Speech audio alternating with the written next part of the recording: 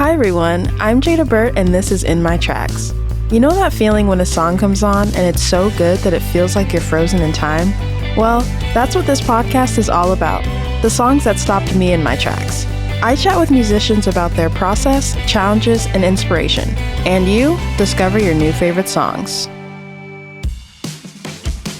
This week on In My Tracks, we're talking to Victoria, a soulful indie pop band based out of North Carolina.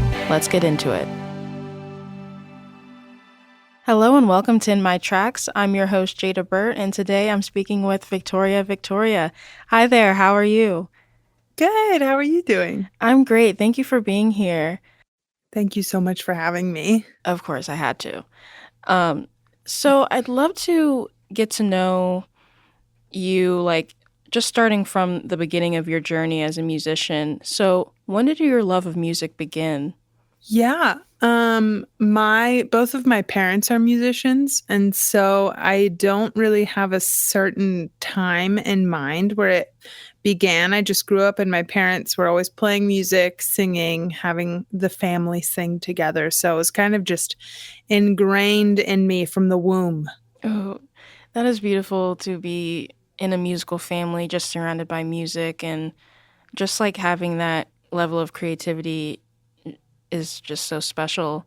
Yeah. What? Yeah, it was really special. Still is, honestly. Yeah, seriously. I mean, every family, that's unique and a Yeah. treasure, seriously. So, what do you remember hearing that initially piqued your interest in becoming a musician? Yeah. Again, I think because my parents were musicians, I don't have a strong memory of one particular song or even genre. I guess when I was growing up, my parents, they both were the worship directors and choir directors at the church that I grew up in. And so I think that my fascination with music was just there, listening to gospel music, listening to everyone sing together, just this communal act of all of these voices. And again, it was just something that I loved being a part of. And I think it just continued on from there. Yeah, absolutely. I mean, there's so many wonderful artists who were born out of church, it's Yeah. just such a wonderful stomping ground, and it's Yeah. created some of our best musicians. So true. Yeah, so could you tell me more about that moment where you kind of branched off and decided to become a solo artist and start writing your own music? Like what led you there, and how did you know that that was what you wanted to do professionally? I started writing music when I was 15 or so. Or I guess I should say, started writing music that I was sharing with people. And at that point, it was just something that I wanted to explore with songwriting. And I think that songwriting was really the thing that kind of catapulted me into thinking, this is something that's going to be integral in my life.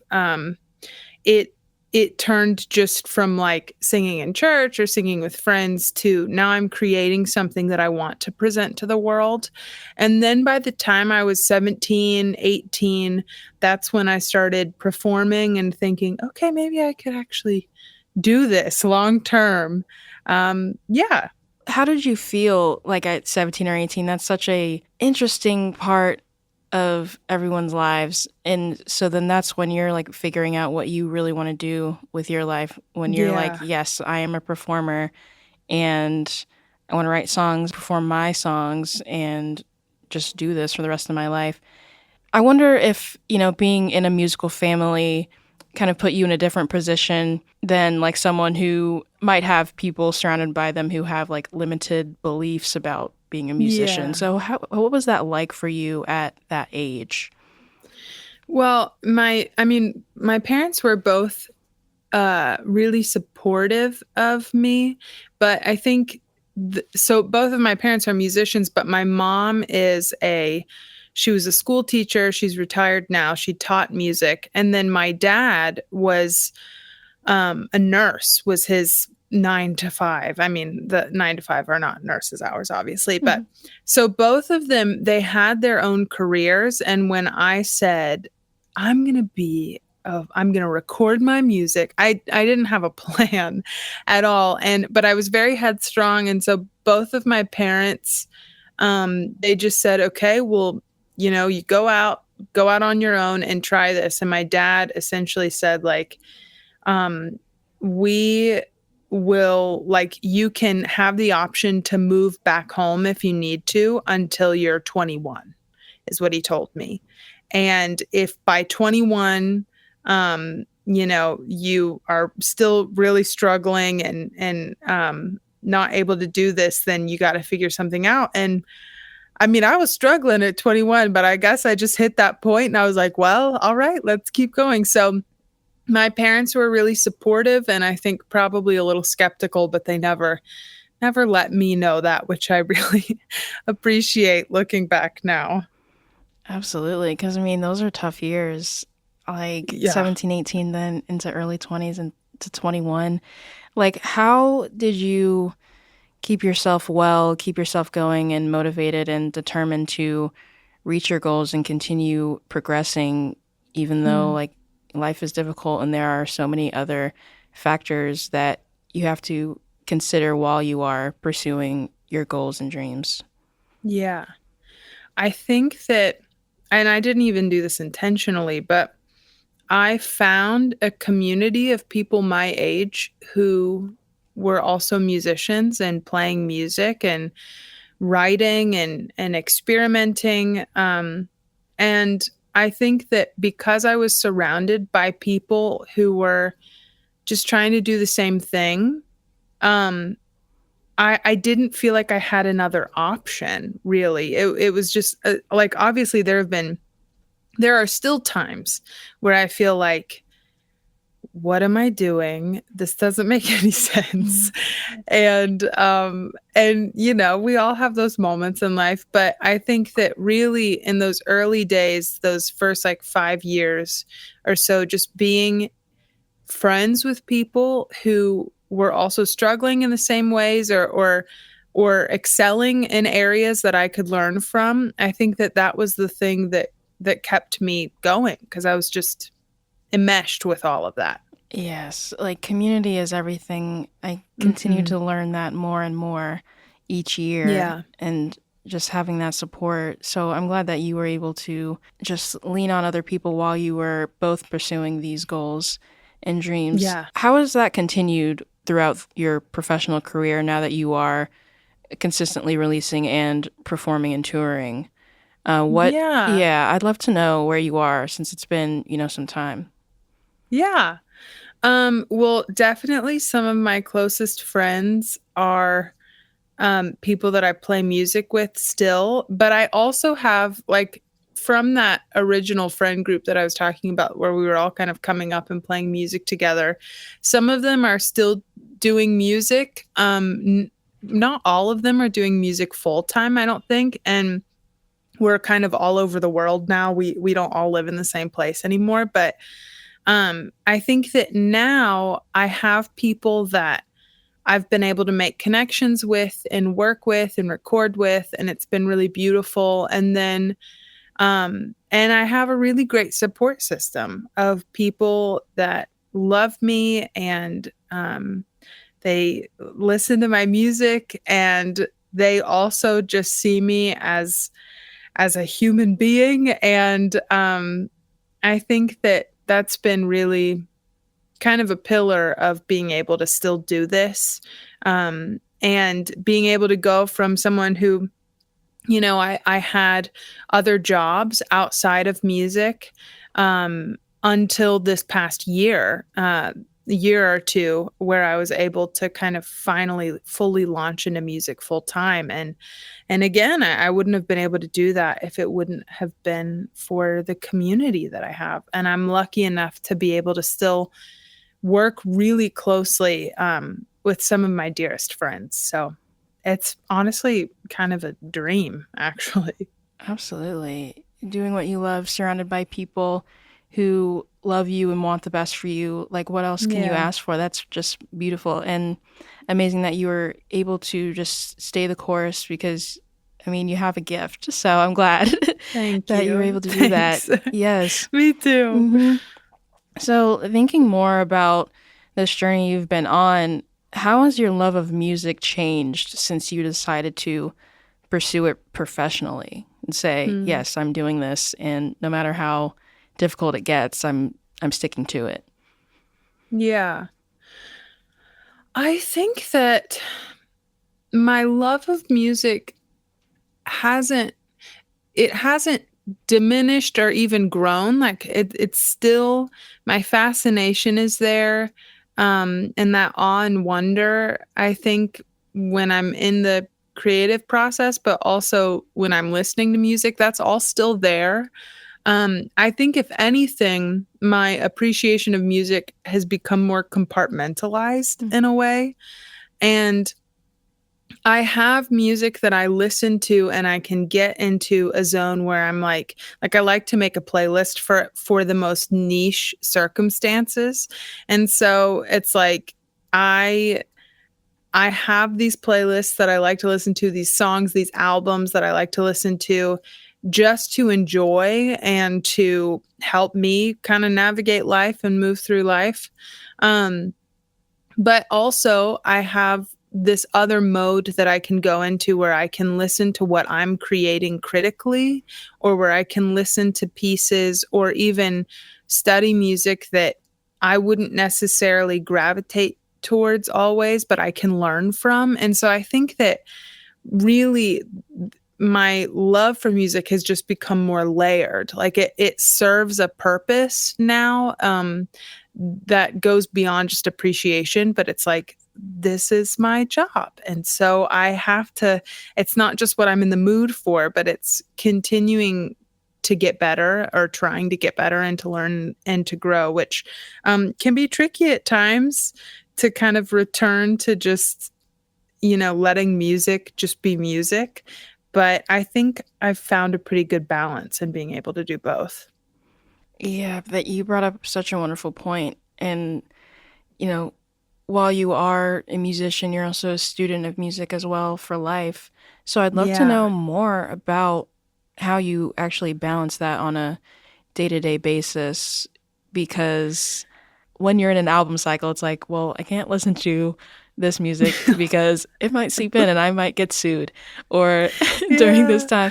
time, just all these different, hoops you have to jump through while like working. Totally. So how do you balance that on a daily to weekly basis so you're still like enjoying it as this little kid who was just Mhm. happy to hear music and then also this adult who is a working musician?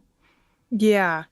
Well, I think that so what has helped me is honestly scheduling out my day. hmm And so I have if I have my work day in front of me, which is honestly all over the place depending on what I'm working on or what's going on in life. And so if I'm in like the admin part of my day, then I'll put on background music that is just whatever. I can choose whatever, you know. But I have blocks of time set aside to learn songs that aren't my own. So I have and that might be playing it on piano, which is the instrument that I play. I also try to learn things on guitar, which I don't play. I mean, I do play guitar, but I don't you'll never catch me playing guitar in public. And then I also, again, in that same line, like I have in the past couple of months been trying to implement a percussion practice. And so I think that if I can sit down and I'm like, okay, so today from 1 to 1:30, I'm learning this drum groove from this song or whatever, hmm then that kind of helps balance out this idea of listening for pleasure and listening to grow. Um, And then also, I think as far like I've heard people talk about too being afraid to listen to certain things while they're writing because they're like, I'll just rewrite that song. And what I've found is that I have done that a couple of times where I've been like, dang, this already exists, Hmm. which is always disappointing. But what I found is that if I'm listening to things that are so far outside of my genre that I'm writing in, that influence and those techniques I can still learn, but I'm not going, like I'm not writing a bossa nova, but I can take on some of these qualities that appear either lyrically or melodically or even vocal technique. And so, yeah, I think that just trying to get a little bit of everything really helps with my musical approach holistically. That is such a great point. Like, just straight up planning out your day. Like, it Yeah. sounds like that just does wonders. And you're working on your primary instrument and then other instruments that you can pull inspiration from and working on those. Yeah, Yeah. you're doing the thing. So, I try. I yeah. don't always do it Mhm. well, but that's the general aspiration. Yeah, I mean, to do it at all is great because it can be tough, like spending too much time away from just like enjoying it. But yeah, taking the time to be a student, I mean, Yeah. yeah, that's incredible. Yeah. And so, Thanks. yeah, of course. And so thinking about your process making songs, uh, which part of it all would you say brings you the most joy? I think when I get this idea for a song, or I just catch myself like humming a melody or writing down words, that's probably the point where I'm like, this is the most enjoyable part of the process when it's just me. There's no pressure, and I'm just kind of exploring melody and lyrics. And I think that when I move into arrangement or working with someone else, which I do a lot of times, or even recording or performing the song, there are parts of each of those processes that I really thoroughly enjoy and they're so rewarding. It's just that there are also parts of those processes that are so infuriating that I could just like pull my hair out. So I think that the very, very beginning stages, just me, voice memo pulled up, or just me at the piano in my living room, kind of free flowing ideas. That's the most life giving part of the process to me. Oh, I mean, there really is nothing like that Yeah. initial, idea work. Like when that comes, it's just beautiful, and Yeah. we love the voice memos app. Yes, I I know. mean, So full. yep. If anything, yeah, truly. If anything ever happened to that, please. It's But sad. yes, seriously, it's the best. But Ah, but no, I could go on and on about it. Like that initial idea that you get and then you're able to work on by yourself, that kind of reminds you why you do it. Like it takes you yeah, back to form, right? And so totally. yeah, I mean I just love it. So It's so good. Those moments where you're like, how did my brain come up with that? yes. It's just so nice.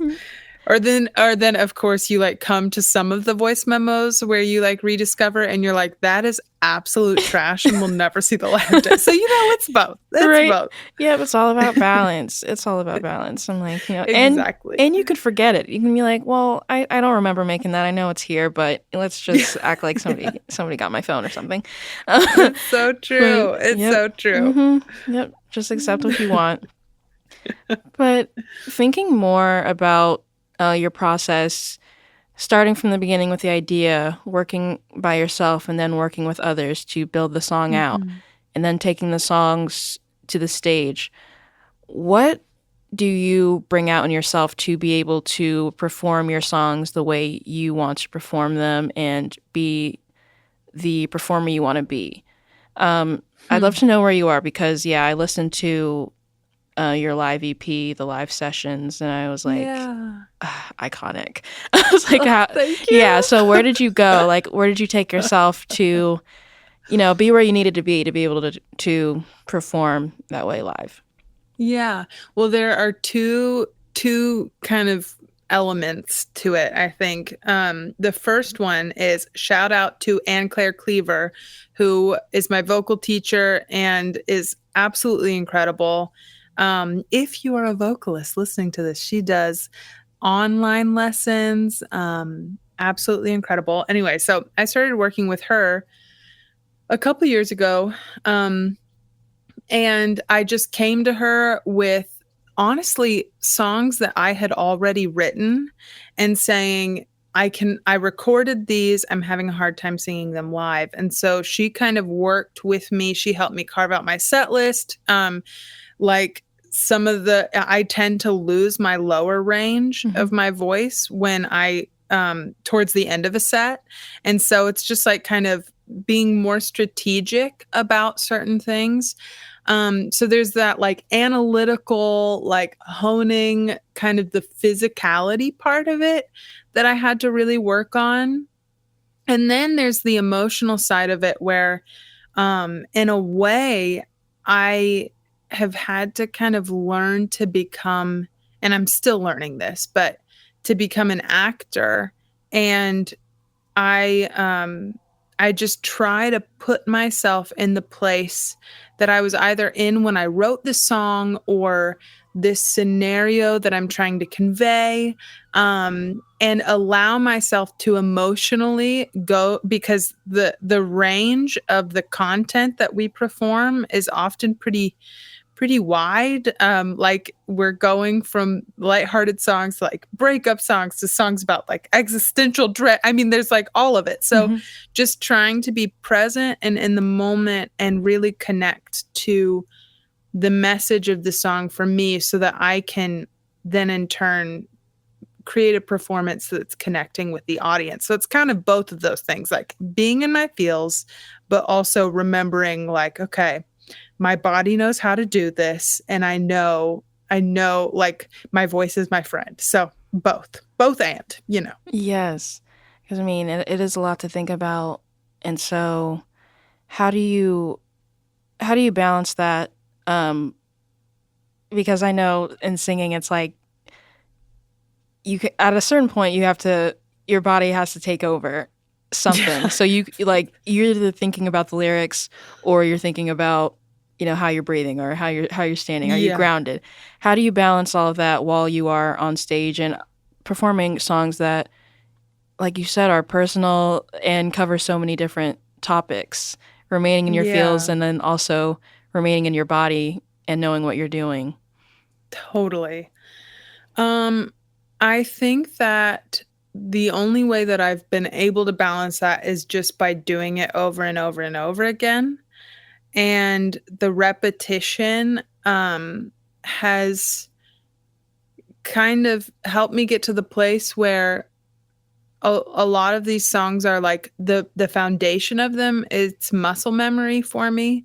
um and then that kind of creates a place where I can go off and I can improvise and I can try different things, but that way, like, I have a new album coming out next year, or no, it's this year. It's January of Mhm. 2024. So I have an album coming out this year and we've been performing those new songs. And so that's like when I'm performing new stuff that it's not like in my body yet.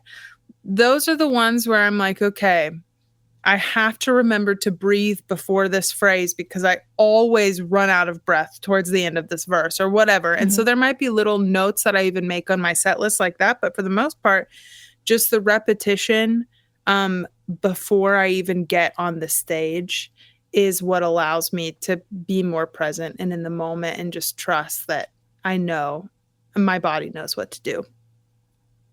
I love that. I mean, because you're Yeah. like, I'm a professional. I do this. Like, your body knows that. And so I mean, it shows in your uh, performances. So, yeah, Thanks. it's a thrill. It's a thrill to watch. So kind. Yeah. So thinking more about your catalog and yourself as a musician and a performer, if you could choose the first song that a new listener heard, which one would it be? Mm. Oh, so much pressure if I had to choose.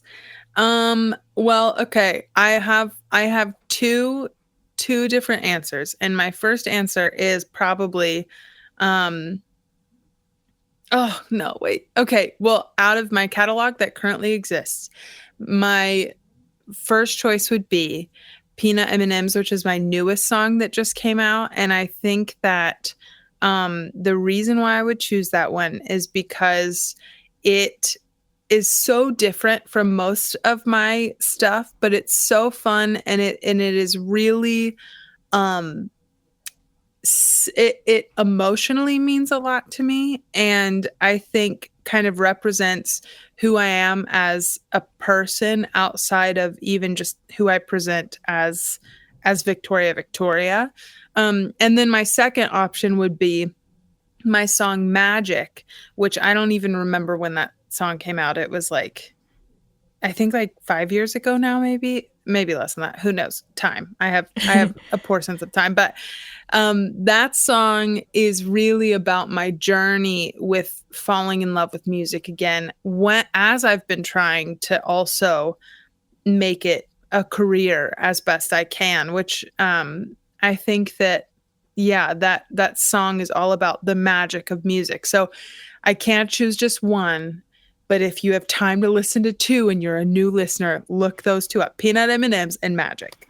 We have time to listen to two songs, and I love Peanut M&Ms. When I was looking to see like what you had recently released, I was like, Mhm. "Oh my goodness, there is an album coming! There is an album!"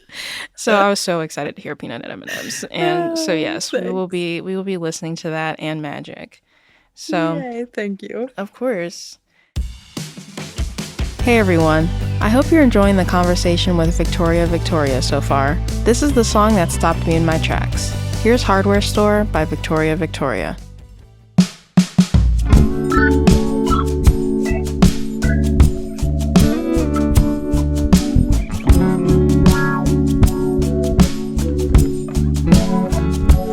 I show up at your local hardware store, and I'm wondering if I'm gonna see you there. Been a while since we were on these eyes together.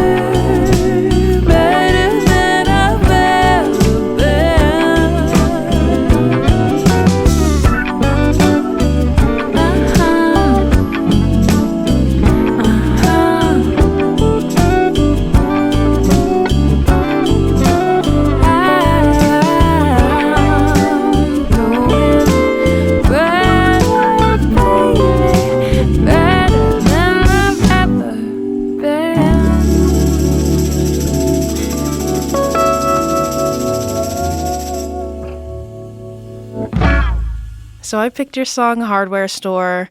Mhm. My goodness.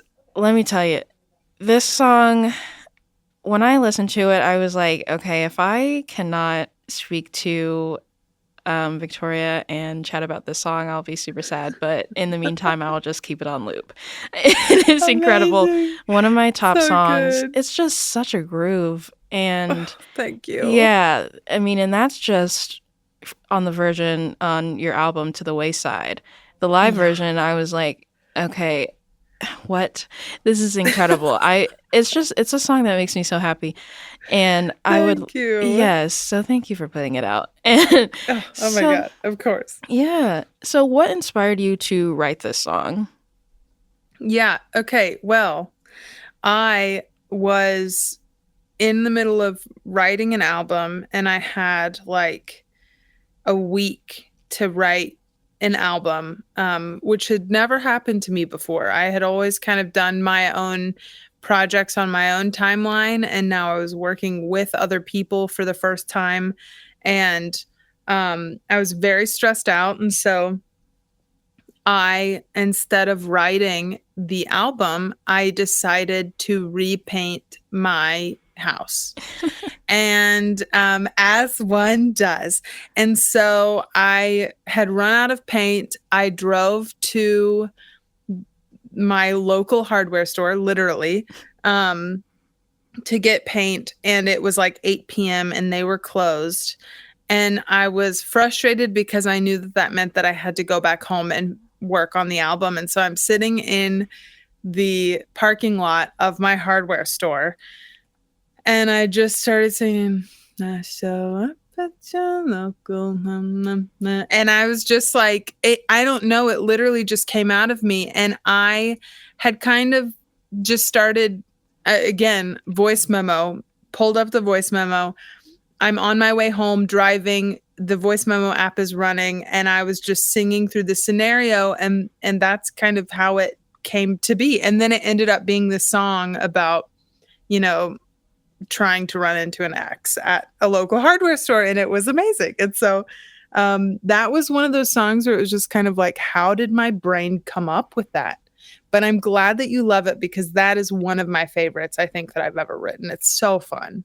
It is. I mean, my goodness. It's just like, it is a song that I could just play all day, and I did. It's so sweet.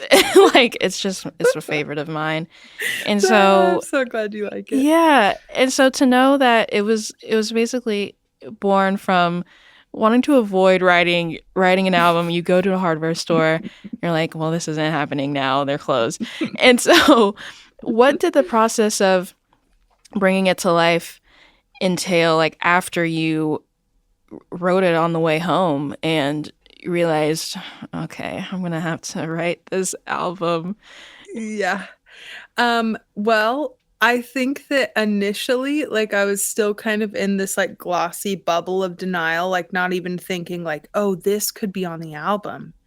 I came home and I had worked on some other demos, and then just throughout the week, I kept revisiting these lyrics and sitting down at my piano and kind of piecing it together. And I was working with my good friend Stephen Price, who was engineering, and then also Charlie Hunter, who was someone that I had never worked with before.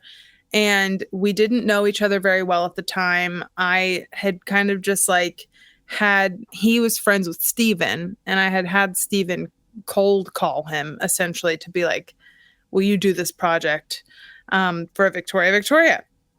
And so I was still, by the time I was like, I think this song is good, I was still afraid to kind of bring it to Stephen and Charlie because it's just like, it's goofy and it's like kind of flirty and silly. And I brought it to them and I said, I think that this could be on the album, and they loved it. And so from there, the three of us just kind of pieced together arrangement wise, working on chord structures, tracked everything with Steven. And then I was able to go home for that album. I engineered all of my vocals in my home studio.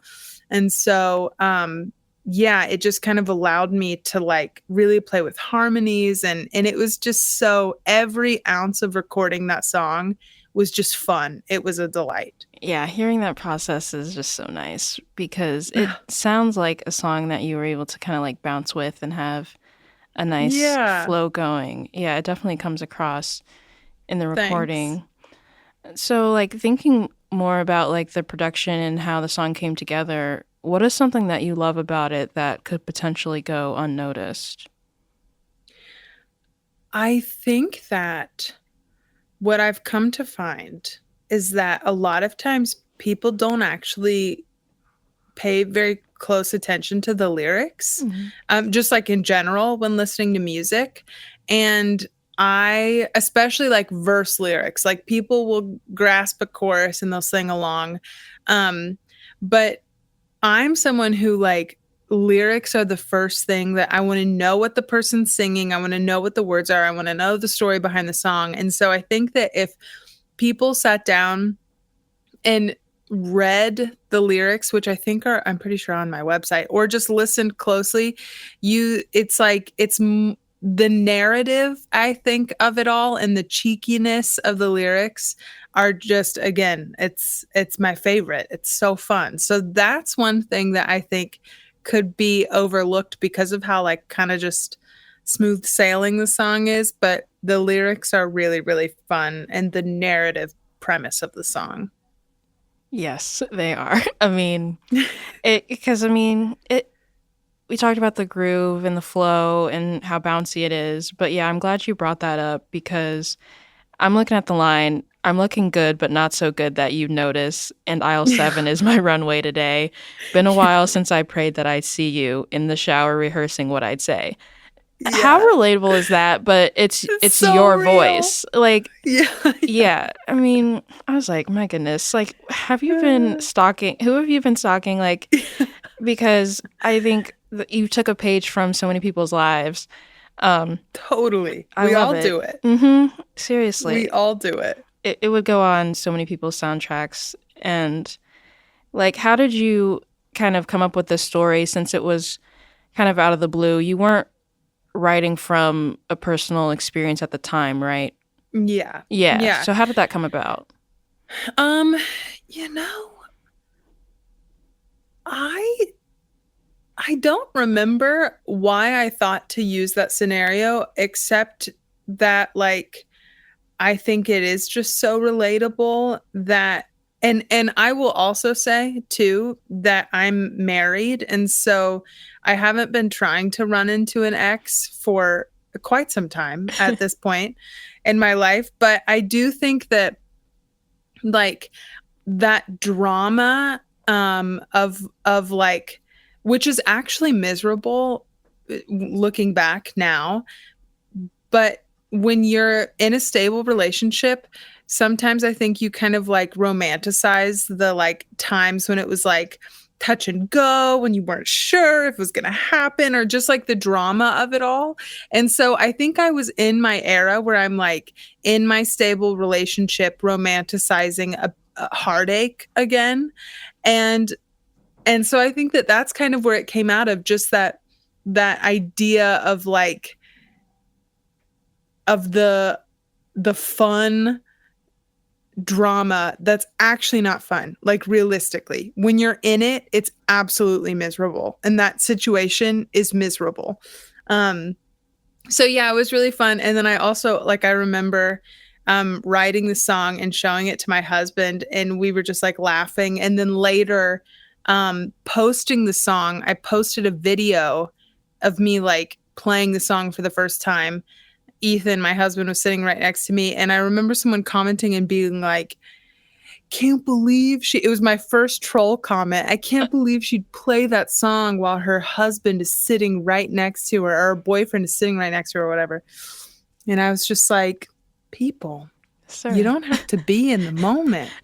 You can use previous experiences, please."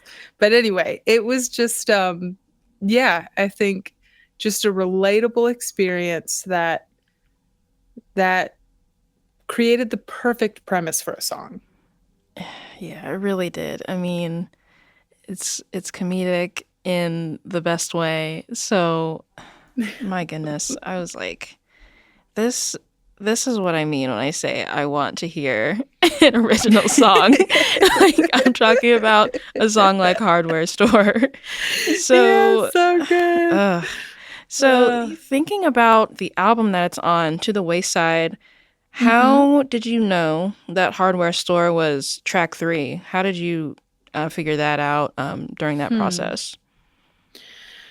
Honestly, I can't remember. I feel like I remember the thing that I do remember about trying to find track order, and this is always what happens at that point in making the album. I'm like, I don't want to be making this album anymore. Hmm. And I'm ready to not make any more decisions. And so I can't remember if I chose that or if Charlie chose that or if Steven chose that, but one of us was like, okay, whatever. This is it. This is the one. And and so yeah, that and it honestly it probably wasn't even me. I think at that point I was just excited for the songs to come out, and I just trusted that whatever final order we put them in, that it was going to be meant to be. I should actually go back through and re-listen to the order and see if I would reorder them. That Oh, would be interesting. yes. And or maybe life shattering, honestly. Who knows? Yeah, hopefully not. Because, Hopefully yeah, not. because you were like, well, actually, we're going to need to repress this. And, Yeah, everybody. Yeah. yeah. I take it back. Yep. Never Yep. mind. It's coming back out, but it'll be the 2024 version. So chill out. Yeah, I Yeah, don't know. everyone chill. It's fine. I don't know. I love it. It's such a warm song, and it was nice to hear it so early in the album.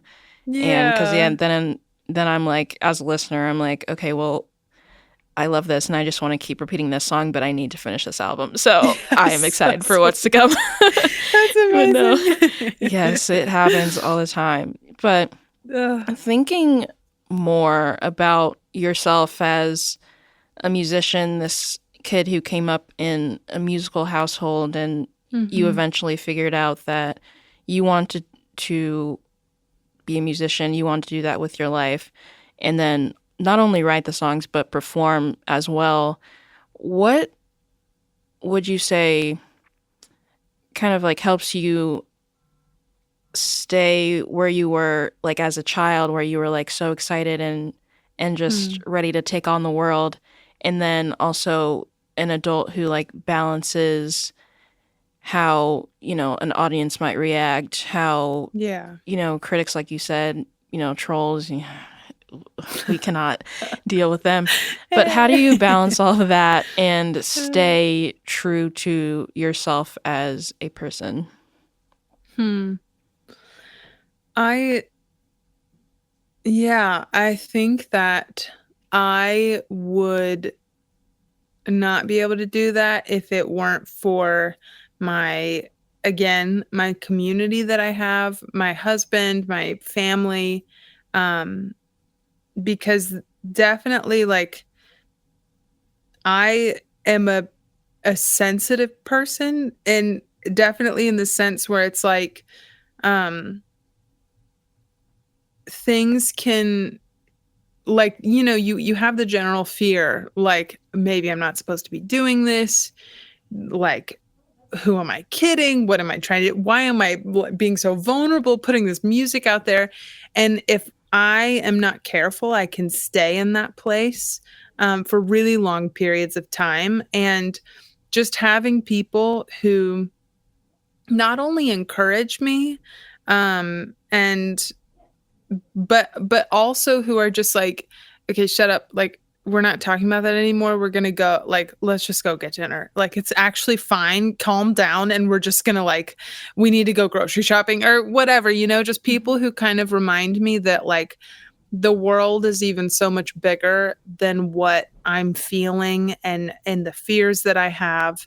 And that's just kind of what keeps me grounded, and because of that I'm able to return to this place of why do I do this in the first place? It's because I love music. And I even if I'm not able to do this as a career, um, I'm still going to be making music, and I'm still going to be writing, and I'm still going to be consuming music because it's a part of who I am, and it's like part of what makes life so beautiful for me.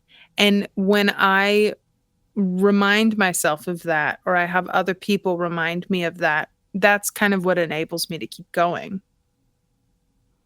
Yeah, but remembering why you started. I mean, Yeah. that's yeah, that's a beautiful thing to have other people who are aligned with you in that way, and then being able to return to form, whether that's, Totally.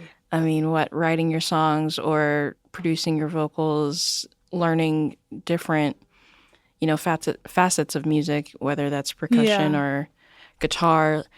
How do you, I would love to like kind of dive into that a little bit. Like, what do you hope to continue to do while you are working on your original music? What do you hope to do with, learning percussion and also playing guitar more and producing your own vocals? Like, what else do you want to do with that? Because you're building skills that will like carry you through the rest of your life. Yeah. Well, as far as like playing guitar or playing drums or different percussive instruments, just kind of like playing around, I think that there are two sides of that. And none of it is so that I could eventually do that in front of people. Like when I'm coming to those practices, I think that I wanted to start building skills that would benefit me, but also, again, that kind of helped me enter into that childlike exploration of music once again. Um, like to think that I would ever get up on a stage and sit behind a drum kit and perform something. I mean, never say never, but like 98% sure that will never absolutely happen, especially because I'm just honestly not very good when it comes to percussion or rhythmic anything. But when I'm able to kind of put that to the side and say, this isn't for um, like kind of trying to curate content. This isn't so that people will think I'm cool or like what I'm making. This is purely about exploring music, and also just about embodying music. Like I want to be able to embody what I'm doing, not just vocally, but actually in my body. And so I think that that's been really helpful, again, like kind of to shake me out of this like perfectionist mentality and just opening up my vocabulary when it comes to music. Yeah, I mean, because you can never know too many things. You can never have too many Yeah. skills or like too much, experience in other things. So I think that's wonderful that you just consistently are trying new things. I mean, you're only Yeah, gaining knowledge by doing that. Um, absolutely. yeah, thinking more about yourself as a person who is, pursuing music professionally. We mentioned content and uh, audiences and expectations. I don't know. There's just, I don't know. There's a lot going on A lot today. going So on. many A things that lot going musicians, on. seriously, there's too much that musicians need to do besides make music. What else Yeah. do you do besides kind of rely on that community, that strong community that you have surrounding you, to make sure that you are well mentally, Hmm. Um,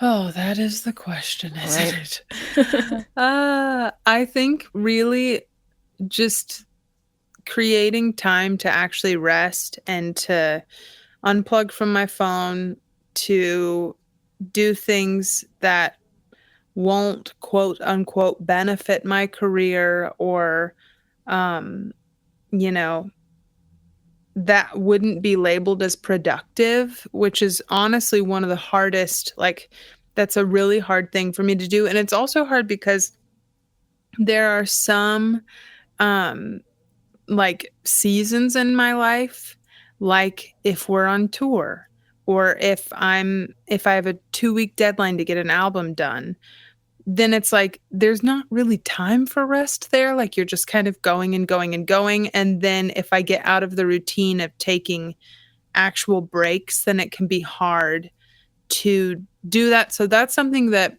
I'm like right now trying to practice what I preach, which is unplugging, doing things that just for the heck of doing them, not to get better or to be productive, and just connecting with nature when I can, being outside, playing with my dog. All of those things I think kind of again remind me that life is so much bigger than the art that I'm creating, and it just brings me back to being a human and the beauty of that. And again, I need, like, as I'm saying this, I'm like, I really need to get better at doing all of that. But hey, it's January 2024, so my New Year's resolution is to Yes. practice what I preach. Yes, you are doing it. And those are all things that, everyone can put into practice. Simply unplugging is Yeah. one of the hardest things to do in our Oh my society God. right now. So if that could be accomplished, I think that would be worthy of a gold medal. So Yeah.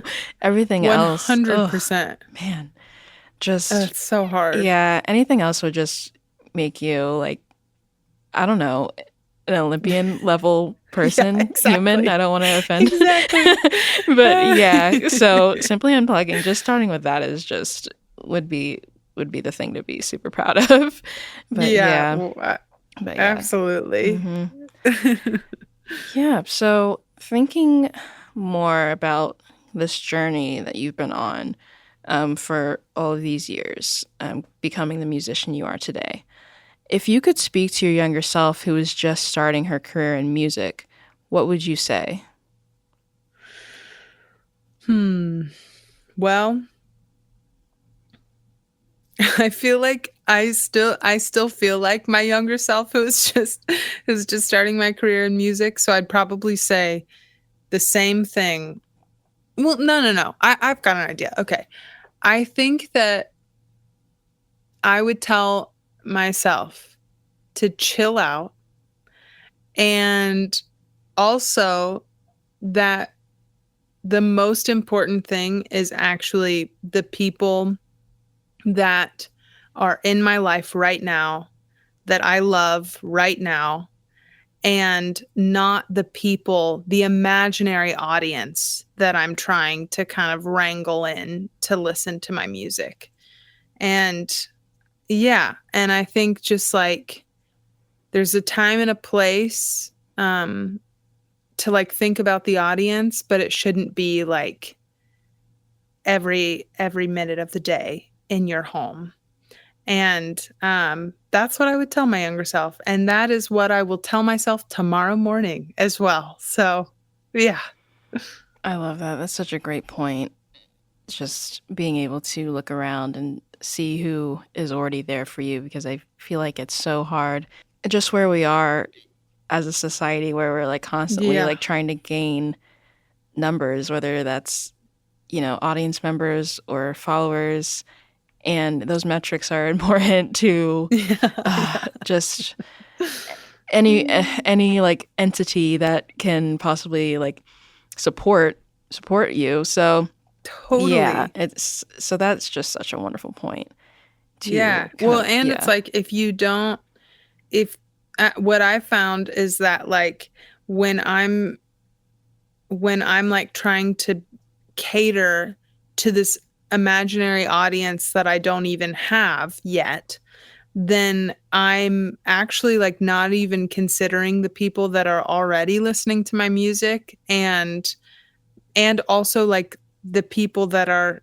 currently in my life. And so it's just like it's good to keep that perspective. Like there are already people here, and people like connecting with people. That's like the whole point of music too. And so yeah, it's just a good thing to remember.